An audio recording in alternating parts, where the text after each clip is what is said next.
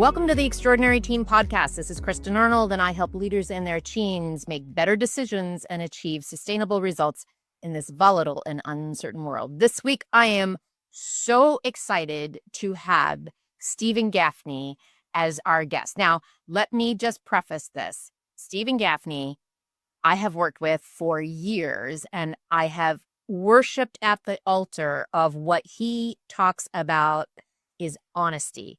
And who do you have to be honest with? You have to be honest with your teams. And Steven is now focusing on consistently having high achieving teams. So welcome, Steven. Thank you so much for joining me. Thanks for having me. So good to see you too. It is. Now, really what prompted this is Steven, you just got through doing a survey on consistently high performing teams. Right? So, or high achieving teams. Now, there's a difference between achieving and performing. Tell me a little bit about why you call it consistently high achieving teams. Great question. So let me explain. So I think the word performing can be confused with hard work versus achieving is about producing results. So the big beef I have with all that terminology about high performing teams is I don't think it's up to date in today's work world, which is all about achievement and what it takes to produce results. And why this is an issue is many of the executives I work with get frustrated when they say to folks, look, we need to do this or change this or make this happen. And people say, well, what do you want me to do? I'm working hard. I don't have time to get that done. And of course, the comeback is it's not about hard work. It's about producing results. So this achieving framework is much more powerful than using the performing framework. And that's the key difference. Then we put consistently, because that's critical, because we've all been parts of teams where somebody can push us and we will achieve great things, but it's not consistent. So how do we make our leadership teams, and therefore the whole organization, consistently high achieving? Consistent and sustainable. Like Yes. you can work really, really, really hard and achieve amazing results, but you're going to burn yourself out. So it's about being consistent and intentional in your practices so that you can achieve those results. Yeah, for example, one of the 5 characteristics of a consistently high achieving teams is never satisfied as a game. And so first, it's 2 parts to that. First, never satisfied. Great teams are never satisfied. No matter what they're doing, they're like, how can I make it better? But the big part, it has to be a playfulness as a game, as, okay, now let's try to make it better. If it's never good enough, good enough, people get burned out. But if we say, look, how do we improve this? But it's a playfulness. So how do you ensure playfulness? Appreciate. So a lot of leadership teams I work with, they've forgotten that part about appreciation. So it's just like never good enough, never good enough, never good. Instead of saying, wow, that was fantastic. We achieved this, celebrate this, and then say, now what's next? So never satisfied as a game. Oh, I love that. I always think that there's 2 ways to look at things. A coin has 2 sides. One is the let's fix it side. It's not good enough. Or the, hey, that was an opportunity we leveraged. It was awesome. And I think it's our responsibility to make sure that we're being kind of balanced. We're not focusing on one side over the other. Yes. And it's key because the reason why never satisfied is such an important framework, principle, or way to think, however you want to view it, is because the competition is always improving. So I've worked with organizations that are very, complacent or can get complacent because, look, we're number one. We've achieved these great things. And they just kind of maintain, but the world keeps moving. It's always improving. No matter how great technology is today, it'll be even better tomorrow, which will be even better tomorrow. Even when we look at AI and all the stuff out there, and people will say, but it can't do this, it can't do that. It's only a matter of time. So society moves forward whether we are part of that or not. So let's be part of that and keep improving, hence never satisfied, and then the playfulness as a game.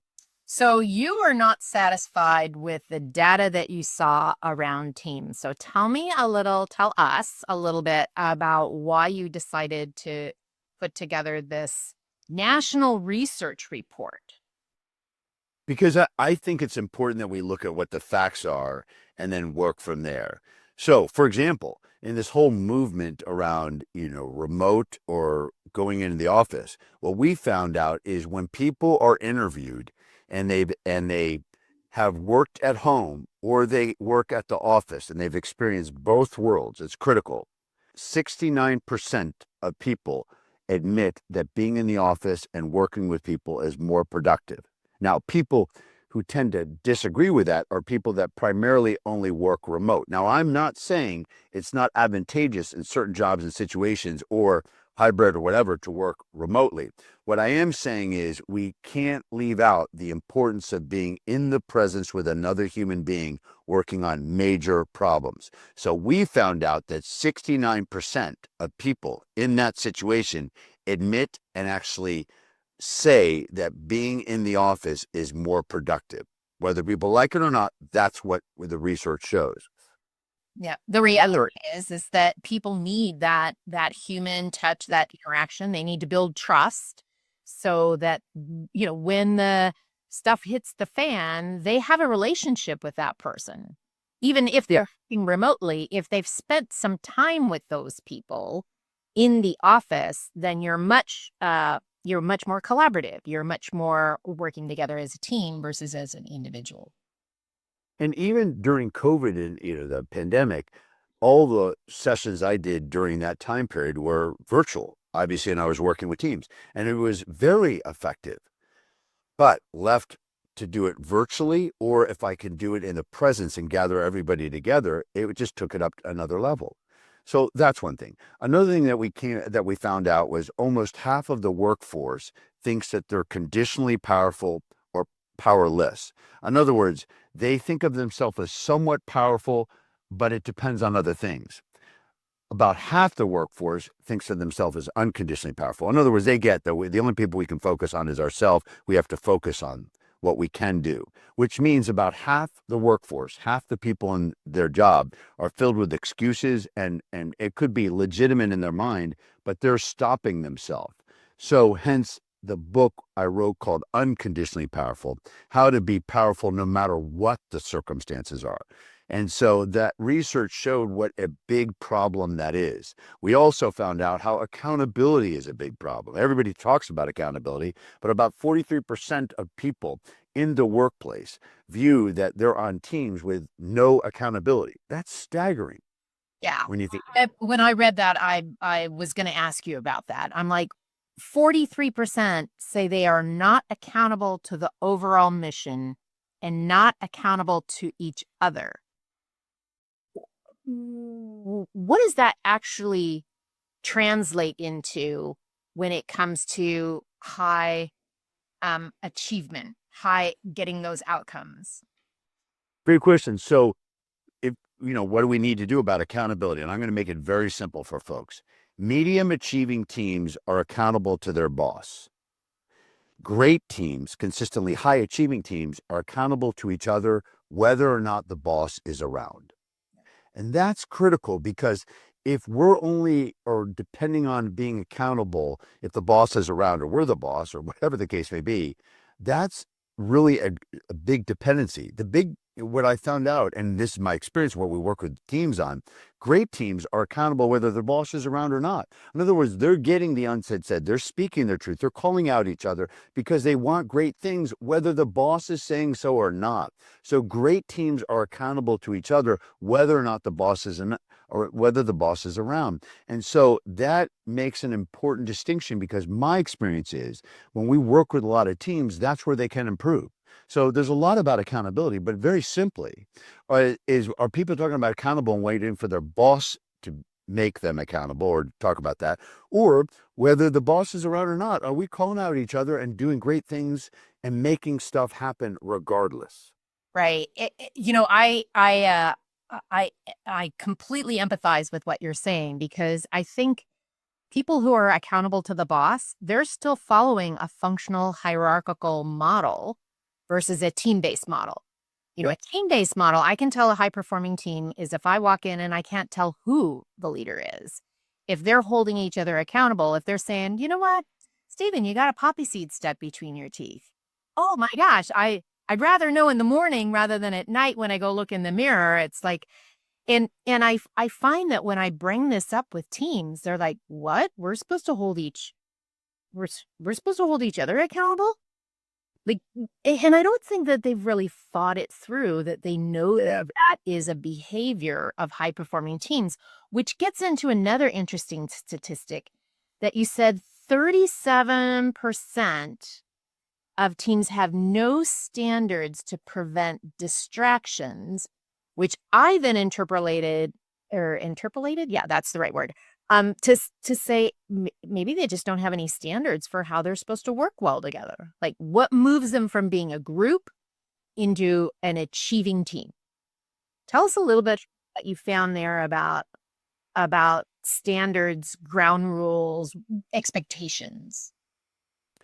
Well, it's a big problem, right? In today's work world, there's a lot of distractions. And so people have their phone out and they're on their laptop or whatever. And some organizations don't create standards. And the reason why this is a problem is human beings can only do one thing consciously at a time. We can do multiple things, obviously, subconsciously, but one thing consciously at a time. Another You mean we can't multitask? and, Come on. and here's the dirty little truth. It's an impossibility. We just But how- multi-switch. We Not very well, but Right. It's a big issue. I'll give you an example. I was brought in to observe a team and then ultimately work with the team. So I was observing the team, and the president of this particular organization was presenting and talking to his leadership team. So it was just his leadership team. And the head person who was responsible for business development was texting on his phone, not just one phone, two phones. He had two phones out and he's texting. So I didn't say anything. I was hired to observe and then to work with the team. And so I said afterwards to the president of the organization, I said, "Did you see that?" He said, "Yeah, I know it's an issue." I said, "Why didn't you say anything?" "Well, I don't want to call him out and I don't want to bother him. And maybe it's important stuff." I said, "Well, the message you're sending to people is what you have to say is not that important. Plus, if he's distracted, then people get resentful because what about when they were speaking in the meeting? Because others were speaking and he was clearly distracted." So, and you could say, "Oh, well, that was so awful." Well, the thing is, I've observed other, teams, they don't create these standards. Phones off the desk, or let's have that, or create breaks, or whatever the case may be. The thing is, we can only do one thing consciously at a time. So somebody sitting there like under the table and texting, they are checked out for that moment. And that's a critical thing. And so a big complaint that people have about meetings is it's a waste of time or it takes too long. Well, it's actually going to take longer if we have to repeat and people are missing things and checking in and checking out. So the ability to manage distractions is critical. And I'll give you another way to think about this. The worst meetings of all, called got a minute meetings. They're just when people interrupt you. So let's put aside the technical distractions. Let's talk about just people interrupting got a minute meetings, because they're never a minute. They're never 5 minutes. They go on and on and on, and it is a big distraction. So how can you eliminate got a minute meetings? And that's through what I call a daily headline meeting, which we could talk about. But essentially, we have to manage these distractions. So the research showed it's a big problem. absolutely. Just having some ground rules about, what is the expectation? Now some people might be taking notes on their phone or something, which is different. And I think it's helpful for people to say, "Hey, by the way, I'm taking notes on my phone." Exactly. Right? But so you're creating that open transparency, that honesty with your team. Or, my child is sick and I'm just going to check my phone periodically so that people know that you are not checking out. You had a statistic about people checking out at meetings. Yeah. Like that was tell us a little bit more about how often people check out at meetings. Well, people check out at meetings when they think that somebody is not stepping up, so they just check out. And so why is this so important is because great leaders manage people who are not in the right jobs or not stepping up. It's critical. Think about this. How often, and I'm sure you've experienced too with working with your clients, where somebody is hesitant to making that personnel move who's clearly not in the right role. Now, maybe it's a coaching situation or mentoring, but whatever it is, they either step up or step out or somehow that way. Two things I've found out whenever coaching somebody about a personnel issue. When they ultimately decide to make that move, there's two things that always happen. The first is they always say to me, I can't believe I waited as long as I did. The second thing they always say, it's worse than I thought. Because when you lift up a rock, you see all the worms, the problems. And so high achievers just kind of work around things. But when that weight is lifted off, when that person who's not in the right position is not there or whatever, they've changed or whatever, it's like you really see all the other problems that other people are covering to kind of just accommodate. So it's a big problem. And so one aspect is people checking out in meetings, but the big problem is people just checking out as a whole because they get frustrated and they're clamoring for that leader to actually say, look, we got to make that move. We got to do something. I'll tell you something else I found out. I've worked with a lot of executives who in this day and age are worried about, people leaving and then not being able to backfill. And sometimes the rationale is, well, they're not great, but they do 50% of what they're supposed to. So if I make that move, I've lost 50%. And my comeback is, you're not counting how you're demotivating the rest of the team. What I've found out is that teams tend to work towards the weakest link, so they will lower their productivity. So if you don't take care of that, then that actually eventually those high achievers will become medium achievers because or they just leave. I got to tell you, there's a funny story about people leaving. I had a client of mine, and she reported to the CEO, and she said, my biggest fear in life is the rise of the mediocre, the rise of the mediocre. And I'm like, what do you mean by that? And she said, the great people who can leave will leave, and I'll be left with the mediocre people. So anyway, I know that's a little bit harsh, and that's not always true. Says high. Consider. So I mimic a study that was done in Zurich, at the University of Zurich about the freeloader phenomenon. Is that if you have the freeloader phenomenon, and it was an experiment that was conducted. I'll just give you the headline and then we can chat about it further if you're interested. But they took 4 people and they said, here's $20. You can either keep the $20 or put the $20 in a pot or somewhere in between. But here's what's going to happen. You're not going to know what the other people are putting in the pot.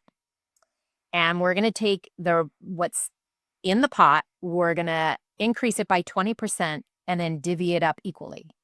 How much would you put in? So people who have a positive intent, they'll put in $20. People who are like, yeah, I'll put in 10 or I'll put in 5 or whatever. Well, if you put in 10 or you put in 5 and everybody else put in 20, you're going to be up, right? You're going to get $12 or $17. The people who put in 20 are going to get $17. And they're like, wait a minute. And you keep doing this for a little while. And what happens is that the people who used to put in 20 are now putting in 15. Oh, wow. And I mean, it's incredible to just watch this. And then once you impose those disciplines, those standards about, and the way that they do this in the experiment is that there's a penalty. Okay. If I'm one of the achievers, I can penalize you. I can say no. I'd have to spend money to penalize you. So there's some logistics around it. And then once you started doing that, then everybody's performance goes up significantly to like $18. It's really a fascinating experiment. And it just goes to show you that if you put a bad apple in with a bowl of really great apples, within a day or 2, they all get bad. But if you have a bowl of really great apples, it can be a bowl of great apples for at least a week, right? So there's my analogy on that one. It's so true. And it kind of ties into what we said earlier around about medium versus high achieving teams. Medium achieves accountable to the boss, but high achieving teams are accountable to each other. It's that whole thing of the greatness within each other, which reminds me, actually, if people want a copy of or an article I wrote about how to have all-in accountability, which is what we're talking about with accountability, to email us. And if they want a copy of the national study, they can email us and we'll send that to them. So all they have to do is go to our website, justbehonest.com, say that they listen to your show, and we'll send that to them for free. Excellent. I was going to put that in the show notes anyway, but I will have them reach out to you directly on that one. Okay. So, Steven, we've spent quite a bit of time on this. It's fascinating. What's the biggest thing that surprised you in this research report? Wow, there's so much. Well, pleasantly surprised, we'll go with this. So, out of the many things that came Oh, out, good. Some accomplishment. 75% of people, when asked, admit and say that being part of a consistently high achieving team would make their job significantly more productive. 75%. That's reassuring because that's what we do. But that kind of it connects well with what we found out, that people really want to be part of a great team. We call it consistent high achieving team, but we want to be part of great teams. I mean, even even when we're struggling with our job, it's exciting to be with winners, with people who are really successful. It takes our game up a level. So, and we've all been parts of joining teams or groups, and you're like, this is the group. And then back to your Apple analogy and the money analogy, it lowers expectations. So anyway, that was very reassuring. And the other stuff was very shocking and actually helpful as we're talking to people, whether we're talking about distractions, accountability, not being, filled with excuses, being conditionally powerful or powerless versus really moving out. All that stuff is really, really important, what we found out. So let me ask you a question, Stephen, because oftentimes I start my team seminars with, think of the best team you've ever been on, whether it was a work team or a sports team, and every once in a while I have somebody who can't think of one. Mm. And I think sometimes, especially in the workforce, people don't know what a great team looks like. They haven't been part of it. They haven't experienced it. They haven't dissected it to go, oh, these are the things that are working for our team. These are the things that we could get better on. I mean, what are your thoughts on that? I think it's a great problem that we have to address. And so there are 5 characteristics of a consistently high achieving team. So how would you know when you see it? One we talked about earlier, never satisfied as a game. Another one is a team wins and gets challenged together. A committee wins or loses separately. I learned this characteristic from Alan Weiss. And what I found out, and when it's matched with my experience in working with teams, is great teams, they win and get challenged together, or win or lose together. But committees win or loses separately. What I mean by that is most teams I've experienced in the workplace are really committees. And how you know this is when there's a problem. Not when great stuff. Everybody's like, we win when it's great stuff, right? But when there's a problem, if people point fingers, they're being a committee. They're just thinking about their own world, not the team. So it's an easy way to think about it, because no matter what team we're on, we're all sometimes faced with a problem. Are we doing the blame game, or are we all accepting responsibility? So that's one And 95% of the time, it's a process issue, not a person. Yeah. Right. So when we point a finger, it's like, well, wait a minute. We all have responsibility to make sure that that process is working the way that it should to achieve the outcome that we want. What do Yeah. we do to make sure that will work in the future? Yeah, and that's why one of the critical elements to making teams great is get what I always call the honest communication, or getting the unsaid said. So the big problem is never what people say. It's really what's not getting said, and that's what needs to get said. Getting the unsaid said. And so I've had people push back, and one of the stories I love to tell is I had a participant in a session who said, "That's not true. Sometimes people don't appreciate when you get the unsaid said." So I said, "What's an example?" And she went on to share how her peer was dropping the ball, and she had an upfront conversation. I said, "Look, I feel like you're dropping the ball." And she said, "It didn't go well." So I said, "Well, why did you say that?" She said, "Well, I care about him. I care about the goals we're trying to achieve, the mission. I want this all to work out." And I said, "Well, did you say all of that?" And she said, "It's a good point. I did not." What trips us up in life is a lot of times not what we're saying, it's what we leave out. People can hear tough messages if they're also hearing the appreciation, or that we mean well intended. It's just either we aren't upfront, or we are upfront and only say the portion, or because we're mad, we only say a portion instead of telling the full story. I'll give you another example, just so people really get how much getting the unsaid said is problematic when we don't do it. I was working with another team, and it was the CIO of an organization, and basically we do these analysis, these reports before we go in, and we found out that the team said he doesn't trust us. So, I said to him, "What do you think is going on?" He was upset. He goes, "I do trust the team." And in the report, it said he asked us a lot of questions and he doesn't trust us. So he said, when he read the report, he goes, I do trust them. I said, well, why are you asking him so many questions? He said, because I'm learning. I want to learn from the team. I do want to challenge them on the way they think, but it's nothing to do with trust. It's about how we take it to the next level. But the first thing, I have to find out the root cause, and we all have to work together. And part of this is asking great questions. And I said to him, well, did you say that? And he goes, nope. Good point. So what did we do? Right away, we kicked off the session and I turned it over to him and he said, look, I want to address this. Many of you think that I don't trust you, and went on to explain why he asked the questions. And it was great because the team felt very reassured. And then here's the best part. He could still be himself, asking a lot of questions. Unfortunately, sometimes we get feedback and we stop adjusting a trait that actually makes us successful.